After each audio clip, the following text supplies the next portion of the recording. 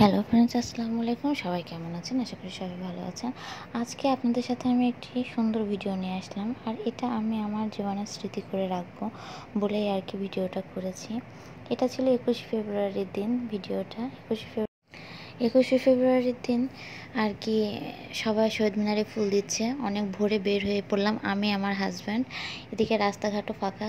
গিয়েছিলাম চক্ষু ফেকো সেন্টারে আমার শাশুড়ির চোখের অপারেশনের জন্য।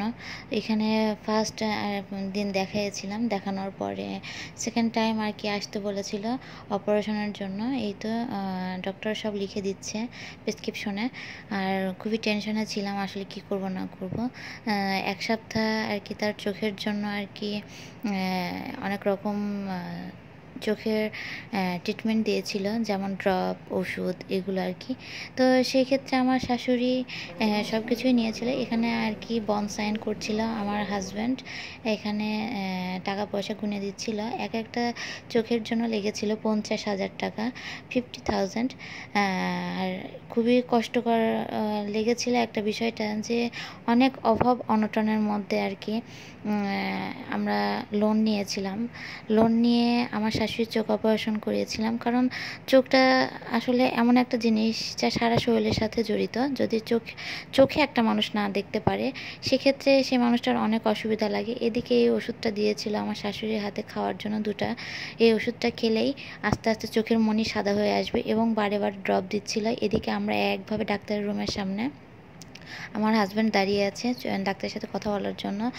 তো আমার শাশুড়ির জন্য আমরা করি নাই কি, কারণ তা আমার শাশুড়ি আর আমার হাজব্যান্ডের মা অবশ্যই করবে, কারণ মা হাজার হলেও এটা করতেই হবে সন্তানের। এটা কখনোই ফেলে দেওয়ার মতো কোনো কিছু না, আর মাকে তো কখনোই ফেলে দেওয়া যায় না। যাই হোক, যে কথা সেই কাজ। এদিকে উপরে চলে গেলাম, উপরে চলে যায় আমার শাশুড়ি, উপরে চলে গেলে একটি বেড নিয়ে নিলাম আমরা। বেডে আর কি আমার শাশুড়িকে শোয়ানো হলো, বারবার ড্রপ দিচ্ছিল। এটা অপারেশন থিয়েটারের রুম, একটু আপনাদের সাথে শেয়ার করলাম। তো যতক্ষণ অবধি পর্যন্ত অপারেশন রুমে ছিল আমার শাশুড়ি, ততক্ষণ পর্যন্ত আমি, আমার হাজব্যান্ড কয়েক ঘন্টা দাঁড়িয়ে একভাবে। এদিকে পা, হাত, মাজা টাজা একদম লেগে আসছিল। তারপরেও আমরা বসি নাই, কারণ তাকে অপারেশন রুমে নিয়ে যাওয়া হচ্ছিল। এই তো আপনার সাথে কিছুটা শেয়ার করছি।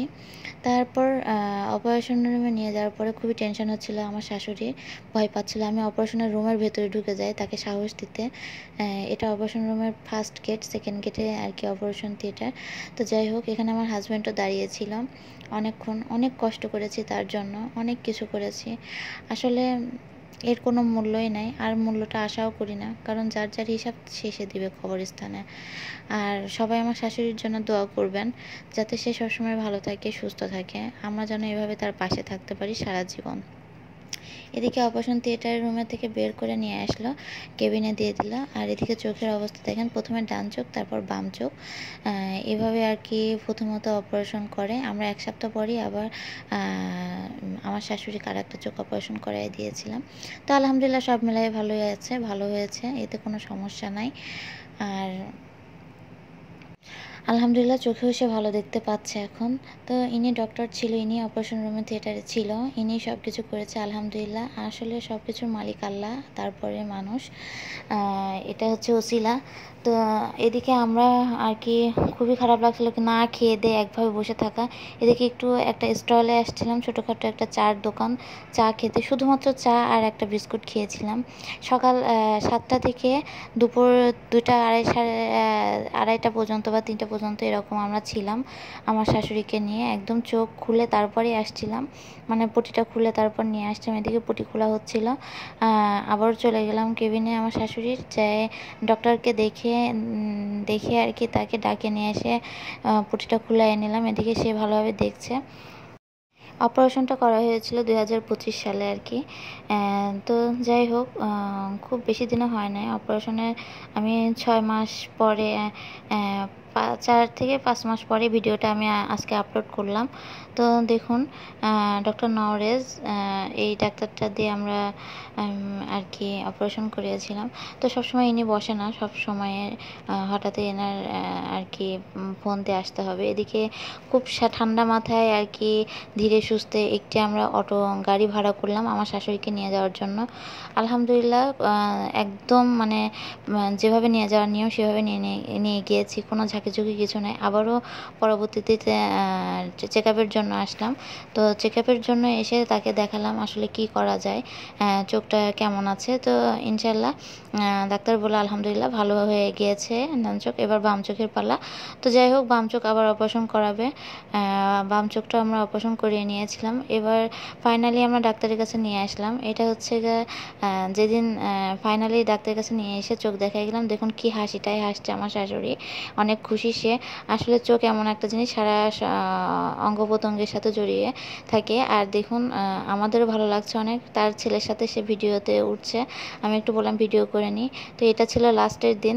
তো যাই হোক এদিকে ডাক্তার চোখের পুঁটি খোলার সময় কথা বলছিলাম তার কোনো অসুবিধা হবে কিনা, কি খেতে পারবে কি খেতে পারবে না, তার গোসলের নিয়ম কি, সব কিছু আমরা জেনে নিচ্ছিলাম। তো আসলে এগুলো কি বলবো, মানে দায়িত্ব যদি পালন করতে হয় ভালোভাবে দায়িত্ব পালন করতে হবে, এটাই স্বাভাবিক, সে যার জন্যই করেন না কেন। এদিকে আবারও আর একটা চোখের অপারেশন দেখুন পুঁটি মেরে দিয়েছে, আমার শাশুড়ি হাত দিয়ে নেড়ে দিল। তো যাই হোক ওই চোখটা অপারেশন করবে যার জন্য ওখানে পুঁটি মেরে দিয়েছে, বসে আছে। আবারও ডাক্তারের কাছে আসলাম। দায়িত্ব পালন করতে গেলে দায়িত্বর মতো করে দায়িত্ব পালন করতে হবে, ঠুনকোভাবে দায়িত্ব পালন করলেই দায়িত্ব হয়ে যায় না। একজন মুখে বললে আমি দায়িত্ব পালন করেছি, এটা আসলে দায়িত্ব পালন না। দায়িত্ব পালন করতে গেলে সব কিছু তার দায়ভার নিতে হবে নিজের। তো যাই হোক সেভাবেই করেছিলাম। এখন সম্পূর্ণ আল্লাহর উপর আমরা ছেড়ে দিয়েছি সব কিছুই। এখন আল্লাহ তাআলা তাকে ভালো রাখুক, সুস্থ রাখুক, এই দোয়াই করি। আর এই তো আবারও ওষুধ দিলেও 3টা, এবার এই 3টে ওষুধও আবার খেয়ে নিতে হবে এক এক করে, যাতে চোখের মনিটা ভেসে ওঠে, আবার ড্রপ দিবে। সব মিলাই এই তো আমি আমার শাশুড়ির চুল বেনি করে দিচ্ছিলাম। আসলে বৃদ্ধ বয়সে কিন্তু শাশুড়িকে ব্যাটার বউই দেখে, অনেকেই এই আর কি বলে যে ব্যাটার বউরা দেখে না, সেটা হচ্ছে জাত আর অজাতের মধ্যে অনেক পার্থক্য আছে। তো যাই হোক আমি আমার শাশুড়িকে কখনোই ফেলবো না। আর এই তো আমার শাশুড়ির যত্ন করে বেনি করে দিচ্ছি সুন্দর করে। সে হচ্ছে আমার মায়ের মতোই, তাকে আমি যত্ন করি সব সময়। আমি অপারেশন রুমে নিয়ে যাওয়ার আগে তাকে রেডি করিয়ে দিলাম। এই তো অপারেশন থিয়েটারে একটু পর নিয়ে যাবে, বারবার আর কি আমি যাচ্ছিলাম আসছিলাম, এই তো অবস্থা। তো আসলে একটা মানুষ কিভাবে এত তাড়াতাড়ি সব কিছু ভুলে যেতে পারে আমি বুঝে উঠতে পারি না। একটা মানুষ কিভাবে দু মুখে কথা বলতে পারে তাও জানি না। প্রত্যেকটা মানুষ এমন কেন? স্বার্থ ছাড়া মানুষ কি বাঁচতে পারে না? স্বার্থ দিয়েই কি দুনিয়া? আসলে হ্যাঁ, স্বার্থ দিয়েই দুনিয়া। স্বার্থ ছাড়া কেউ আপন না, এরকম। স্বার্থ যেখানে সেখানে মানুষের কাছে ভিড়বে, এটাই নিয়ম। তো আসলে কিছু করার নাই, আমাদেরই দুর্ভাগ্য, আমাদেরই কপাল খারাপ। আসলে আমাদের আল্লাহ ছাড়া আর কেউ নাই। তো আমরা সবসময় চাইবো দায়িত্ব পালন করতে, দায়িত্ব থেকে সরে আসবো না কখনোই। তো অপারেশন থিয়েটারে এই তো চোখের মনি ভেসে উঠেছে, এখন অপারেশন রুমে থিয়েটারে নিয়ে যাবে। আমি বারবার বলছিলাম দেখি মা আপনার চোখটা। তো যাই হোক এই তো অপারেশন রুমে যাওয়ার আগে এক নার্স এসে আর কি বারবার চোখের মনের উপর আর কি ড্রপ দিয়ে যাচ্ছিলো যাতে মনেটা ভেসে ওঠে বারবার। এদিকে আমার হাজব্যান্ড অনেক টেনশন করছিল, তাকেও সাহস দিচ্ছিলাম। এদিকে আমি একাই সব কিছু রেডি করছিলাম। এদিকে অপারেশন রুমে যাওয়ার আগে কি করা লাগবে না করা লাগবে এখানে আমি দৌড় পাড়াপাড়ি করলাম, কিছুটা আমার হাজব্যান্ড করলো। তো দুজন মিলেই সব কিছু একসাথে করেছি। আলহামদুলিল্লাহ আমরা সাকসেস হয়েছি। আমার হাজব্যান্ডটা অনেক কষ্ট করেছে। আসলে একটা মানুষকে যদি দায়িত্ব নিতে হয় আর একটা মানুষের, তাহলে তার শরীর দিয়ে হোক, মন দিয়ে হোক, টাকা দিয়ে হোক, সব দিক দিয়ে তাকে আর কি হেল্প করতে হয়, বা দায়িত্ব এটাকেই বলে, দায়িত্ব নিতে হয় সব দিক দিয়েই। তো যাই হোক সব দিক দিয়ে দায়িত্বটা নিয়েছি। তো এই তো অপারেশন রুমে নিয়ে যাচ্ছিল, আমার শাশুড়িকে রেডি করানো হয়েছিল।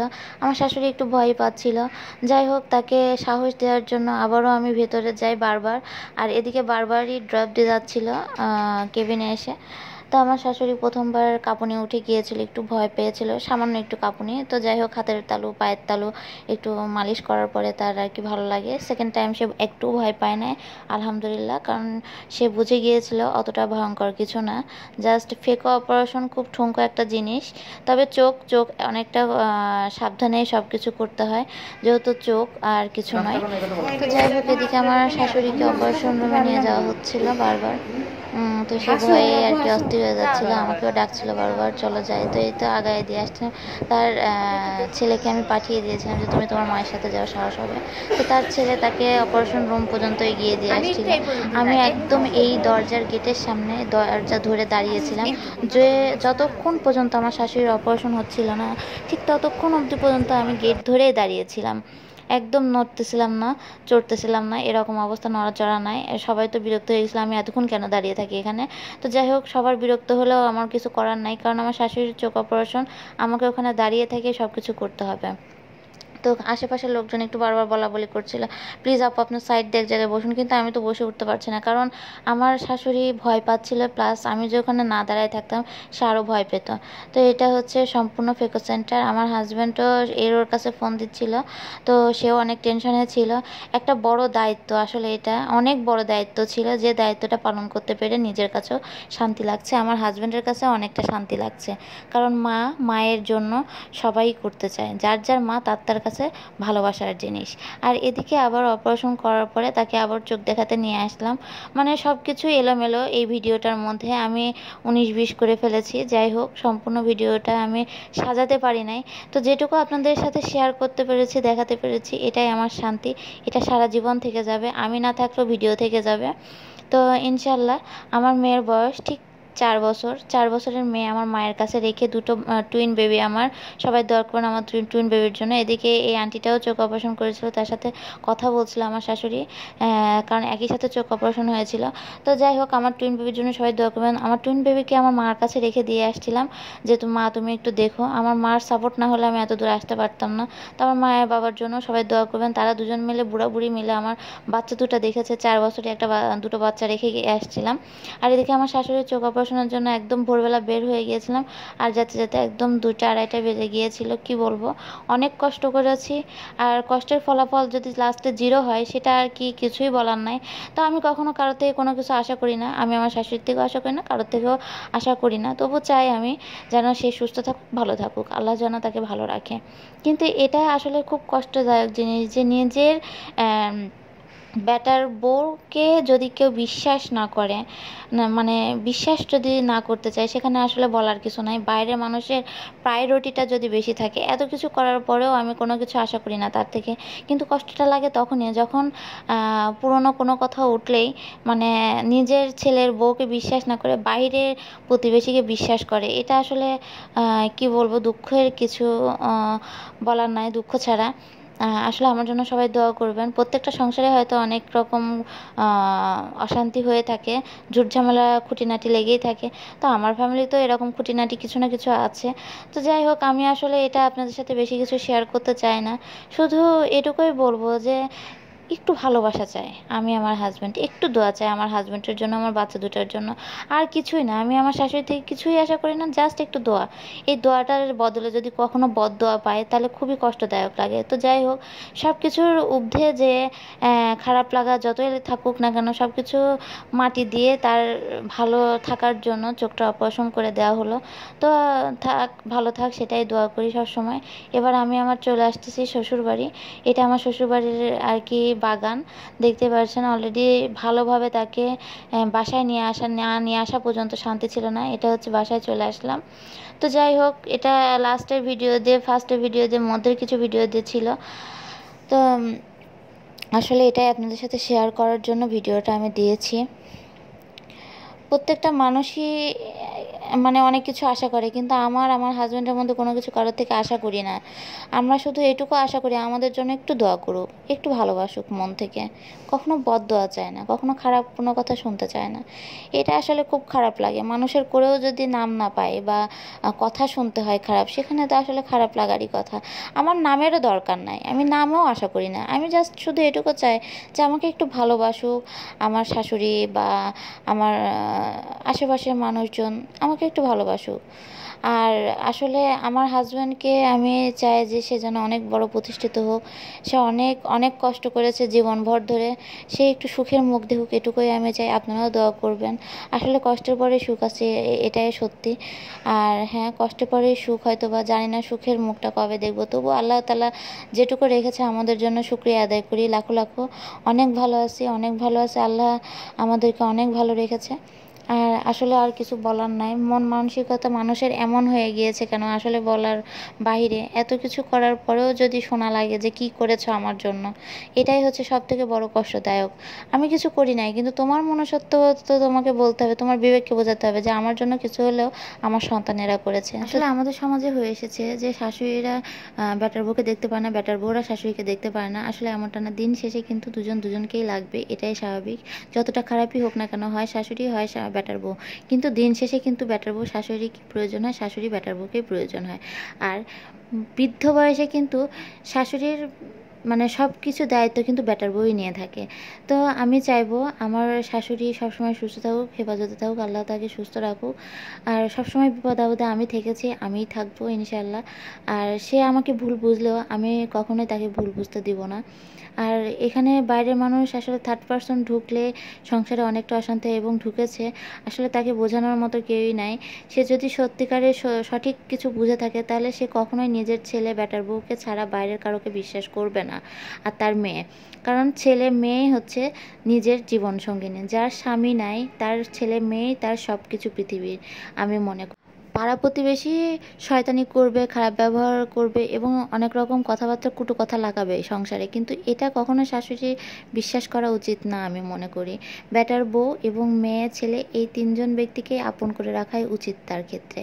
তো যাই হোক, সে যদি কখনো বুঝে থাকে তাহলে এটা করবে, না করলে কিছু করার নাই, এটাই আমাদের ভাগ্য কপাল, কিছুই করার নাই। তো আমাদের জন্য সবাই দোয়া করবেন। আর এই তো আমার হাজব্যান্ডটা অনেক খুশি, সাকসেসভাবে অপারেশনটা হয়ে গিয়েছে। আর আমার শাশুড়ি অনেক ভালো লাগছে, কারণ সে চোখে ভালোভাবে দেখতে পারছে। সারা জীবন যেন মা ছেলের সম্পর্কটা ভালো থাকে এই দোয়াই করি। এবং আমার ননদটা অনেক ভালো, ভালো মনের মানুষ, সবাই আমাদের জন্য দোয়া করবেন। আল্লাহ হাফেজ।